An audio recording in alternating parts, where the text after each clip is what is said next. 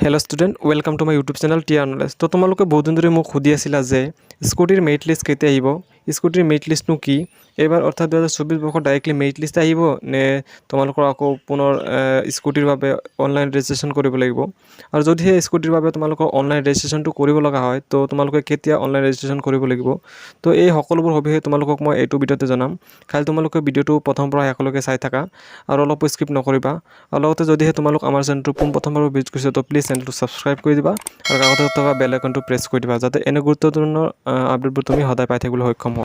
তো পলম নকৰি বলা আমি ভিডিঅ'টো আৰম্ভ কৰোঁ। তো ষ্টুডেণ্টছ মই তোমালোকক পোনপ্ৰথমে প্ৰিভিয়াছ ইয়েৰৰ যিখন নেকি স্কুটিৰ মেৰিট লিষ্ট সেইখন তোমালোকক অলপ দেখুৱাবলৈ চেষ্টা কৰিম। আৰু তোমাৰ সকলো ডিষ্ট্ৰিক্টৰে মেৰিট লিষ্টখন বেলেগ বেলেগ হয়। অসমৰ প্ৰত্যেক ডিষ্ট্ৰিক্টৰে এটা মেৰিট লিষ্ট ওলাব। মই আপোনালোকক দৰং ডিষ্ট্ৰিক্টৰ যি মেৰিট লিষ্ট সেইটো মই দেখাবলৈ চেষ্টা কৰিম। তো এইটো তোমালোকে চাব পাৰিছা যে স্কুটি মেৰিট লিষ্টটো কেনেকুৱা থাকিব। তোমালোকৰ পোনপ্ৰথমে চিৰিয়েল নাম্বাৰ থাকিব আৰু লগতে তাৰপিছত ডিষ্ট্ৰিক্ট নেম থাকিব, তাৰপিছত কলেজ নেম থাকিব, তাৰপিছত ষ্টুডেণ্টছ নেম থাকিব আৰু লগতে তাৰপিছত তোমালোকৰ মোবাইল নাম্বাৰ থাকিব, তাৰপিছত ৰোল নাম্বাৰ থাকিব, তাৰপিছত ৰেজিষ্ট্ৰেশ্যন থাকিব, তাৰপিছত ছেশ্যনটো থাকিব, ৰেজিষ্ট্ৰেশ্যনৰ ছেশ্যনটো। মই তোমালোকক এনেকৈ দেখাই আছোঁ কাৰণ ইয়াত কিছুমান প্ৰাইভেচি থাকে যিবোৰ দেখুওৱা নিষেধ, মই তোমালোকক সেইটো দেখাব নোৱাৰিম। তাৰপিছত তোমালোকৰ ছেশ্যন থাকিব, নডেল অফিচাৰ নেম থাকিব, নডেল অফিচাৰৰ তাৰপিছত তোমালোকৰ ইয়াত ডিলাৰ অফিচাৰজনৰ নাম থাকিব, তাৰপিছত ডিলাৰ অফিচাৰজনৰ যিটো মোবাইল নাম্বাৰ সেইটো থাকিব আৰু ডিলাৰৰ কোড থাকিব, তাৰপিছত অল্টেড ডিলাৰৰ যিটো নাম সেইটো থাকিব, নামটো থাকিব, তাৰপিছত তোমালোকৰ ইয়াত চেল মেনেজাৰৰ নাম থাকিব আৰু চেল মেনেজাৰৰ কণ্টেক্ট নাম্বাৰটো থাকিব আৰু লগতে ইনষ্টিটিউট নেম থাকিব, যিখন ইনষ্টিটিউটৰ পৰা তোমালোক এক্সামটো দিছা সেই ইনষ্টিটিউটৰ নাম থাকিব। আৰু এনেদৰে তোমালোকৰ মেৰিট লিষ্টখনত বিভিন্ন ধৰণৰ বস্তু দিয়া থাকিব।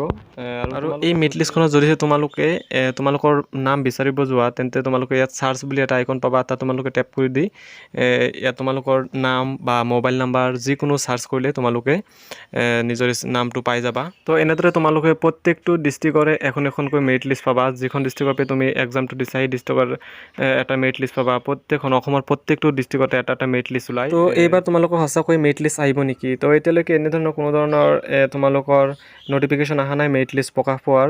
তো মই তোমালোকক ইয়াৰ আগৰ ভিডিঅ'টো কৈছিলোঁ যে তোমালোকৰ এটা অনলাইন ৰেজিষ্ট্ৰেশ্যন সম্পৰ্কে এটা আপডেট আহিছিল। মই যদি তোমালোকে সেই ভিডিঅ'টো চোৱা নাই মই ভিডিঅ'ৰ প্লেলিষ্টত সেইটো মই দি দিছোঁ, যদি তোমালোকে চাব বিচাৰা চাব পাৰা ভিডিঅ'ৰ প্লেলিষ্টত গৈ। তো মই তোমালোকক দেখাই দি আছোঁ তোমালোকৰ ৰেজিষ্ট্ৰেশ্যন ডেট সম্পৰ্কে কি আপডেটটো আহিছে। পুনৰ মই তোমালোকৰ ইয়াৰ আগৰ ভিডিঅ'টো দেখাইছিলোঁ যে তোমালোকৰ যোনটো স্কুটিৰ যিটো অনলাইন ৰেজিষ্ট্ৰেশ্যন সেইটো তোমালোকৰ 2024 অৰ্থাৎ এই বছৰৰ 2024 জুলাইত তোমালোকৰ ৰেজিষ্ট্ৰেশ্যনটো ষ্টাৰ্ট হোৱাৰ সম্ভাৱনা খুবেই বেছি। আৰু সেই ৰেজিষ্ট্ৰেশ্যনটো তোমালোকৰ ষ্টাৰ্ট হোৱাৰ 2 মাহ পিছতে অৰ্থাৎ ছেপ্টেম্বৰত তোমালোকৰ যিটো নেকি স্কুটিটো তোমালোকৰ ডিষ্ট্ৰিবিউশ্যন হোৱাৰ সম্ভাৱনাটো আছে। এই আপডেটটো তোমালোকৰ ইয়াৰ আগত ভিডিঅ'টো মই তোমালোকক কৈ দিছিলোঁ। আৰু যদিহে তোমালোকে সেই ভিডিঅ'টো চোৱা নাই তোমালোকে ভিডিঅ'ৰ প্লেলিষ্টত গৈ চাব পাৰা।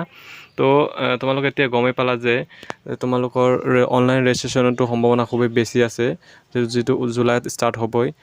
তো যদি ইয়াৰ মাজতো তোমালোকৰ যদি কিবা আপডেট আহে মই তোমালোকক নিশ্চয় জনাম। আৰু যদিহে তোমালোকৰ ডাইৰেক্ট মেৰিট লিষ্টটো ওলায় তথাপিও জনাম। তো আজিৰ ভিডিঅ' এইখিনি আছিল। ইয়াৰ মাজত যদি তোমালোকৰ কিবা সুধিব লগা থাকে, যদি কিবা কনফিউজ থাকে তো প্লিজ কমেণ্ট কৰিবলৈ নাপাহৰিবা, কমেণ্ট কৰি জনাবা, মই নিশ্চয় তোমালোকৰ সেইটোৰ আনচাৰ কৰিম। তো ভিডিঅ'টো কেনেকুৱা লাগিল প্লিজ কমেণ্ট কৰিবা আৰু লগতে ভিডিঅ'টো এটা লাইক কৰিবা আৰু আমাৰ চেনেলটো ছাবস্ক্ৰাইব কৰিবলৈ নাপাহৰিবা। তো পুনৰ লগ পাম এনেকুৱা গুৰুত্বপূৰ্ণ আপডেটবোৰ লৈ।